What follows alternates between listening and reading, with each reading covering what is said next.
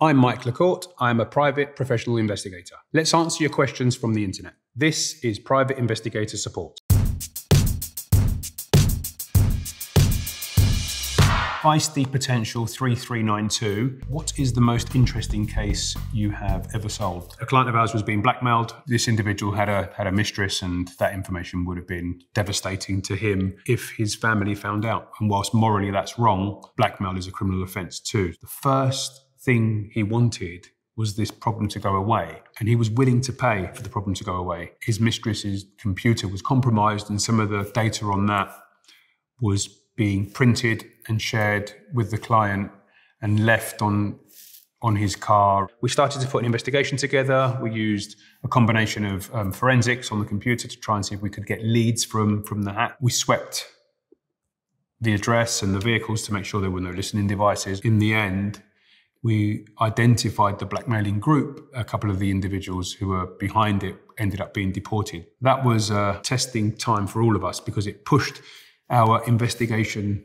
boundary to its maximum. You've got a client on the one hand that's potentially done something that's immoral in terms of the way he lives his personal life, and then you've got a criminal activity that's taking place trying to extort and blackmail the client for personal gain. JNK 456, when you are hired to find out if a spouse is cheating, what percentage of the time are they actually cheating? When there is a niggling doubt with someone, generally there's something going on. In order for someone to make that decision to hire an investigator, there's got to be some type of issue, breach, untrust that's happened. More are actually cheating than not because spouses will do some groundwork themselves internally first. And it's pretty even in terms of male, female coming to us in terms of being the client. Let's put that figure anywhere between 70 to 75%. For the love of zero, has anyone caught you investigating them? Look, in the private sector, this can happen, but every professional investigator out there will take every step they can to make sure it doesn't happen. Every investigator out there will grade their targets from white to red, white being completely unaware, right up to the level of awareness of an individual increasing potentially during an investigation. If a subject, their awareness increases, you need to then adapt the way you investigate. Sometimes it's more risk-free being overt to be covert. Everyone's got cameras, so it's easier to get a camera out and film rather than try and do something hidden. One of the cases many, many years ago had to get some imagery of these individuals that shouldn't be together, and it was another infidelity case. And we managed to set up a reporting type scenario with a camera on a tripod, someone holding a microphone, allegedly from a reporting outlet in Leicester Square, and just asking tourism comments. We approached the target, who's with the third party, and passed the microphone between the two, engaged in conversation and asked, how long have you been together? And all of that was documented overtly on a camera. That's an example of sometimes overt to be covert. This one's from It's VSN, random 4 a.m. thoughts. What are the things private investigators can and cannot do? Things investigators can do, they can put surveillance teams on the ground to follow someone. They can run background reports and check for bugs, tracking devices. An investigator cannot go into someone's information in their phones or anything like that. Private sector investigator cannot hack into emails, that's illegal. Go into people's bank accounts, anything that's considered private data, an investigator cannot do that. This is from Factoid80. You're letting people in on the game. Hiring a PI is essential before getting married. I always recommend a deep background check and a fiancé test, which is to let her know you're traveling for a weekend, and on that weekend, hire a PI for surveillance. You don't want to try and test your fiancé. Where's the trust if there's the test? If you want to try and find out the truth, you hire an investigator. But it needs to be proportionate. From Peony Lily, you're a private investigator detective. What is your outfit and weapon? Most investigators will carry some type of change of clothing or items that can change their appearance pretty quick. Glasses, hats, scarf. During COVID, masks were issued everywhere, and it was a godsend for all the surveillance operatives throughout the world. I always tell my investigation team it's easier to dress down than dress up. If you are smartly dressed, you can always take your tie off, take your jacket off, put a jumper on, put a beanie hat on. In the back of any surveillance vehicle in the boot, you'll see a variety of different types of clothing. If you want to change your appearance completely. Never forget your shoes, because that's one item that investigators can miss in changing. This is from Ask Reddit. Private investigators of Reddit, what is the most bizarre task you've been assigned to do? I was contacted a while ago by a celebrity photographer. This photographer was in a relationship with someone from a band. The person in the band was lent a very famous guitar. The objective was to trace the guitar and bring it back to its rightful owner. The individual declined all knowledge of it, but we had proof otherwise. I had to travel back to the US with this famous guitar on my back, with some of the stewardesses thinking I was part of some famous band. Bizarre case. From Red Seymour, what made you decide to become a private investigator? What was your most fun case? I started on the ground doing inquiries, field work, surveillance work. It just intrigued me. This industry consumed me, actually. It was something I'm super interested in, and I've always have been intuitive and understanding and uncovering facts and the diversity in terms of what a private investigator actually does. A fun case that we worked on was a few years ago, a family office where the female was suspected of having an affair with her ski instructor. It was in a very popular ski resort where we needed to put a ski surveillance team together. Where and how would the target behave inappropriately during the time she's with the instructor? I tell you, when that task hit the office, most investigators put their hand up for that, because it was a good few days skiing and you had to be quite competent. She was pretty good. So the end result of the ski task was no, there was no infidelity going on, probably paranoia from the client's point of view. For the surveillance team, it was a great few days skiing paid for, so I think they enjoyed that. This is from Aggressive AD8587. How are private investigators legal? Lots of countries around the world, investigators need to be licensed in order to practice. In the UK, an established private investigator that's a member of accredited associations is registered with the ICO, has insurance and is DPA checked, is legal to practice. You need to make sure what you're doing is proportionate and necessary, because when you present your reports to the court, you can't say you've followed someone for a year in a way to try and catch someone out on that one occasion. This one is from Reddit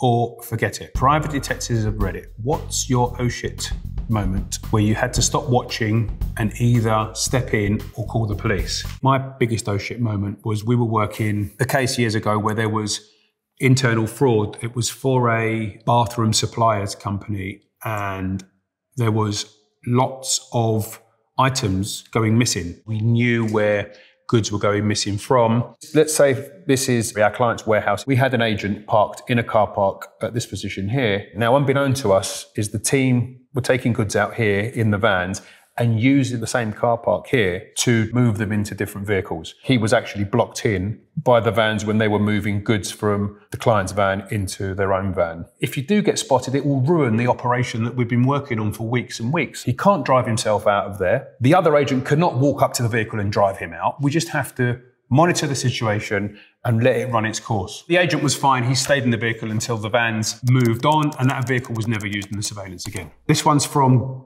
Grey Blue Eyes. What are your must-have apps, sites that are always available at your fingertips? In this day and age, any type of communication tool, it'd be very difficult to operate as an investigator without being able to capture and communicate. Do I have a discrete car? Yes, vehicles will be nondescript, and there's a lot of planning that goes into a type of surveillance vehicle that's used before it's out on the ground. With hidden audio and video devices, technology has changed dramatically since I first started. We were carrying backpacks with battery packs and big Filofax cameras back in the day. Many people associate investigators with binoculars, for example, with technology, and now there are a monocular, which is small, single-handed, that's digital, that can capture and record huge distances and transmit that information live. This is from Poogies. What would actually happen if you hired two private investigators to follow each other? I think that's an impossible scenario. And just think about it. Investigator A goes and sits outside Investigator B's house, waiting for him to come out. And Investigator B goes and sits outside Investigator A's house, waiting for him to come out. So if they're following each other, then they're going to be both watching empty houses. Question from Mill Group 2001. What's the hardest thing about being a private investigator? I suppose the hardest thing about being a private investigator is you don't switch off. It consumes you. It consumes your time, your thoughts, your processes. It's a way of life rather than just a job. But a case that come and hit the desk, it was working for a financial institution in the city, and our objective was to find the address that this individual is living at after a meeting. I remember calling my wife many years ago saying, I'll be home for dinner. The guy left, went into St. Pancras train station, got on the Eurostar, ended up in Paris for the weekend. So my 2 or 3 hour surveillance turned into a whole weekend. If you are not fully committed to a way of life as an investigator, then maybe this career isn't for you. This question is from Jersor. What do real private detectives usually investigate? It could be consented cases like pre-employment checks, so screening staff for positions in work, right up to fraud, supporting lawyers for court cases, gathering information and evidence that can be used for decision-making, brand protection, investigating fakes that are out there for some of the brands, matrimonial, where you believe a partner is being unfaithful, or cohabitation, where a partner has moved into another address with someone else, proving that for a particular reason. But what investigators or private detectives do is uncover the truth. The risky Marie, what possessed y'all to hire a private investigator? Like, how does this even work? We're a distressed purchase. People don't book us like you book a holiday. People come to us when they have a problem and they need to either find the truth or find the facts or connect the dots. We cover a wide range of services, from tracing individuals right up to, corporate fraud and intelligence gathering. But private clients, they come to us commonly when they've either been scammed, there's an internal family office issue, or there's a breach of trust, an unfaithful partner, a family member that's gone astray. This is from Candy Emergency. How can I tell if my car has a tracking device? In order to conclusively tell, you'd need to do what's called a technical sweep. You'd have a skilled technical investigator with the right equipment that will scan the vehicle, do 2 types of searches: a physical search, going underneath in the engine, in any of the compartments, and then the vehicle scanned with some equipment that will look for emitting signals or frequencies or what have you to try and identify whether a tracking device is on that car. Todd Orland 56032. What do you think is the most critical skill for a private investigator to have? Leaving no layer unturned. So being intuitive and drilling down into the detail and the data, questioning everything that you find and you see, and verifying all of the sources of information that you uncover. Having that out of the box thinking mentality to tackle cases and analyze a case in more than one dimension makes you a complete investigator. This one's from Red's Playpin. How the hell do I hire a private investigator? Good question, this. Depending on the country you're in, you look at your local or your state, national or international association. In the UK, there's the Association of British Investigators. Check on that website for an accredited and approved investigator there. Globally, a good starting point would be the World Association of Detectives. There's nearly 1,000 investigators on that platform in more than 80 countries around the world. This one is from AuthorNerd911. Thinking of becoming a private investigator. Thoughts? Well, my first answer to that, I think it's a great idea. I would align yourself with some professional associations like the Association of British Investigators. I'd look for potential internships and apprenticeships for entry-level investigator to give you an insight into the world of private investigating and whether it's for you. This one's from Avocado of Destiny. What general tips would you give to people to lower their profile a little bit and be a bit harder to trace, thinking along the lines of stalker or identity thieves? From a picture, you can find out so much about someone without knowing them. Lots of dotting parents posting pictures of their kids outside their school with the school badge or the school sign behind. Very easy for, nefarious characters online to understand which schools your kids are going to. And just your private data, the home addresses, personal data. We've got 2 reputations now. Everyone has. You've got your personal reputation in terms of the reputation you have with your friends, colleagues and family. But you've also got your online reputation too. You need to protect both. This is from Evelyn FM. What is the most shocking case you've worked on? The client was a banker from the Middle East. He wanted to try and locate his child, and his estranged wife was going through a very messy divorce. Thought they were still somewhere in the Middle East. We ended up tracing them to somewhere in the US, and the client was adamant that it couldn't be. So we sent some field investigators out there, took some images, showed him, and he was gobsmacked. He couldn't believe it. We were able to prove that the mother forged his signature on the consent to leave. In the end, the father actually received custody of his child. From Solanges Fro, who is the better detective, Sherlock Holmes or Benoit Blanc?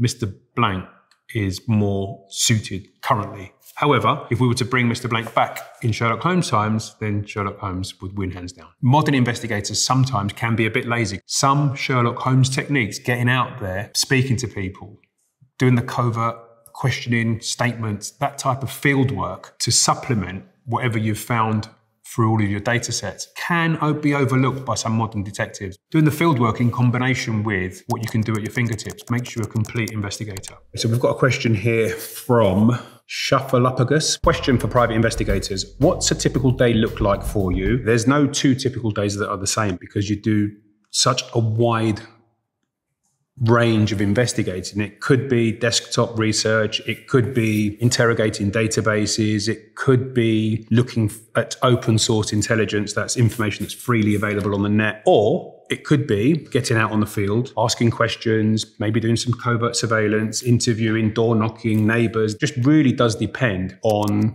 the case that you've been assigned to and the objective. I hope I've answered all of your questions from the internet. Thank you for listening and I hope you enjoyed it.